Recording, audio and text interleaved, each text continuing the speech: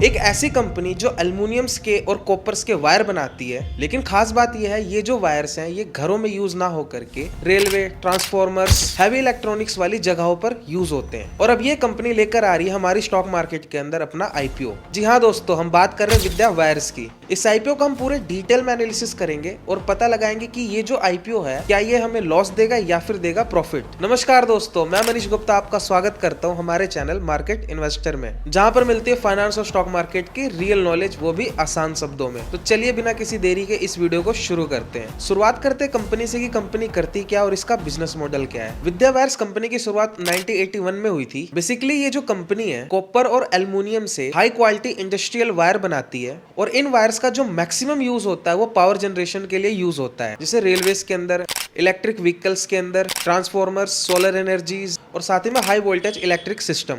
यहाँ पर जो इनके वायर्स है वो यूज होते हैं। बात करेंगे अगर हम इस कंपनी के बिजनेस मॉडल की, तो इनका जो 90% का रेवेन्यू है वो रेकरिंग होता है, यानी इनके पास जो क्लाइंट्स हैं मेन जो रेवेन्यू आता है वो उन्हीं के पास से ही आता है। ये तो हमने देख लिया कि कंपनी करती क्या और इसका बिजनेस मॉडल क्या है। अब हम बात कर लेते हैं इस आईपीओ के टाइमलाइन और इंपॉर्टेंट डिटेल्स के बारे में।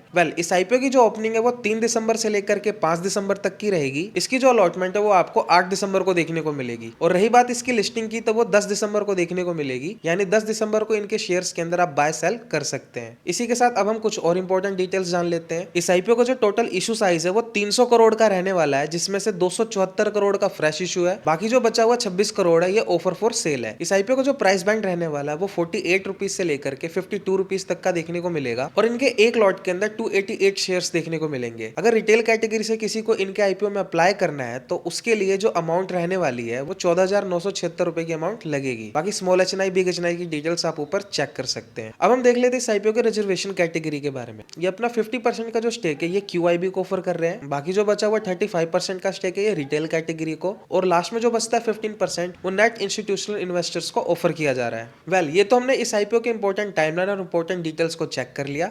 अब हम बात कर लेते हैं इस आईपीओ के मेन फाइनेंशियल्स और फंडामेंटल्स के बारे में और पता लगाते हैं इनके नंबर्स क्या कह रहे हैं। ये सारे फिगर्स यहाँ पर करोड़ के अंदर है। शुरुआत करते हैं इनके असेट से, तो मार्च 2023 के अंदर 209 करोड़, 2024 में ये इंक्रीज होकर हो जाता है 247 करोड़, सितंबर 2025 तक वो इंक्रीज होकर के 376 करोड़ तक हो जाते हैं। इसी के साथ अब हम बात कर लेते हैं टोटल इनकम यानी कि रेवेन्यू के बारे में, कि कंपनी के कारोबार से कंपनी के पास कितना पैसा आया। 2023 के अंदर 1015 करोड़, उसके बाद 2024 में ये इंक्रीज होकर हो जाते हैं 1188 करोड़, और 2025 में जो इनका रेवेन्यू है वो इंक्रीज होकर हो जाता है 1904 करोड़। इनका जो रेवेन्यू है वो यहाँ पर बढ़ते हुए देखने को मिल रहा है। इसी के साथ अब हम बात कर लेते हैं प्रॉफिट आफ्टर टैक्स की, यानी वो पैसा जो कंपनी एक तरह से प्रॉफिट की है। 2023 के अंदर सिर्फ 21 करोड़ का प्रॉफिट था, 2024 में इंक्रीज होकर हो जाता है 25 करोड़ का, और 2025 के अंदर जो इनका प्रॉफिट है वो 52 करोड़ रुपीस का हो जाता है। यहाँ पर देखा जाए जो प्रॉफिट है धीरे धीरे ही सही लेकिन बढ़ते हुए देखने को मिल रहे हैं। इसी के साथ एक नजर हम नेटवर्थ पर भी मार लेते हैं।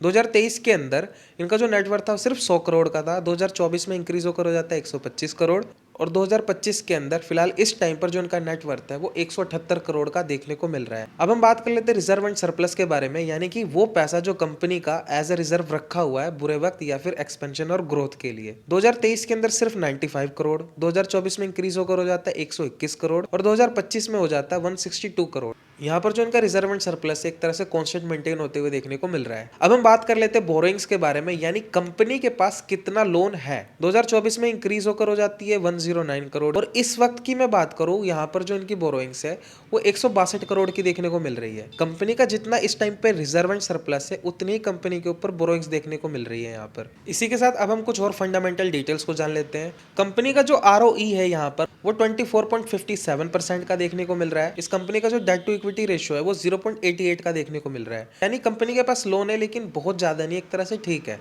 और साथ ही में कंपनी के रिजर्व एंड सरप्लस में अच्छा खासा पैसा है, ये जब चाहे तब अपने लोन को रीपे कर सकती है। बात करेंगे इस कंपनी के प्रॉफिट मार्जिन की, वो यहाँ पर थोड़े कम देखने को मिल रहे हैं, जो कि 2.74%। इसी के साथ इस कंपनी का जो मार्केट कैपिटलाइजेशन रहने वाला है वो 1106 करोड़ का रहने वाला है। बात करते हैं इस कंपनी की पी रेशियो की, वो हमें यहाँ पर 20.36 की देखने को मिल रही है। ये तो हमने फाइनेंशियल और इंपॉर्टेंट फंडामेंटल्स डिटेल्स को चेक कर लिया।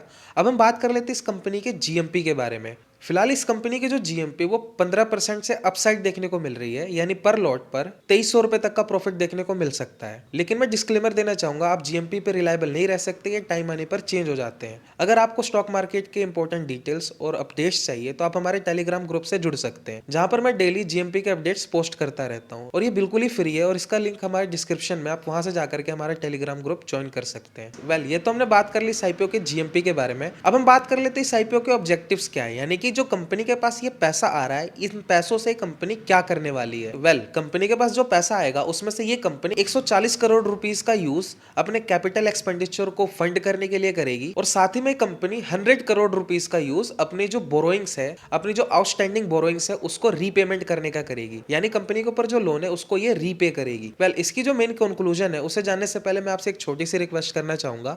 अगर आप इस चैनल पर पहली बार आए तो प्लीज हमारे वीडियो को लाइक करके चैनल को जरूर सब्सक्राइब करें। ये आईपीओ के एनालिसिस वीडियो बनाने के लिए हमें बहुत ही ज्यादा मेहनत करनी पड़ती है, इनके नंबर्स को बहुत ही अच्छे से चेक करना पड़ता है, तब जाकर के हमारी ये वीडियो बनती है और हम ये आप तक डिलीवर करते हैं, ताकि आप इस चीज से एक अच्छा डिसीजन ले सके आईपीओ में अप्लाई करने का। तो प्लीज अपना छोटा भाई समझते हुए इस वीडियो को लाइक करके चैनल को जरूर सब्सक्राइब करें।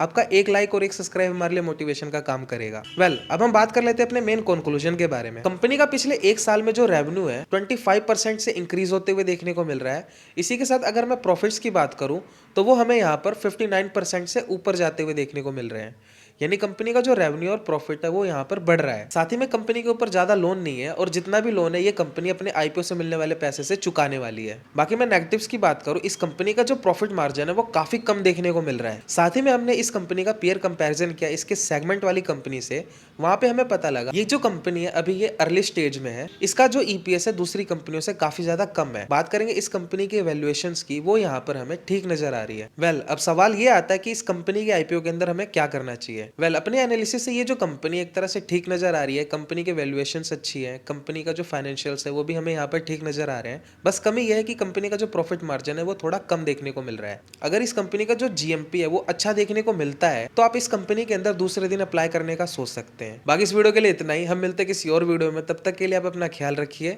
गुड बाय, जय हिंद।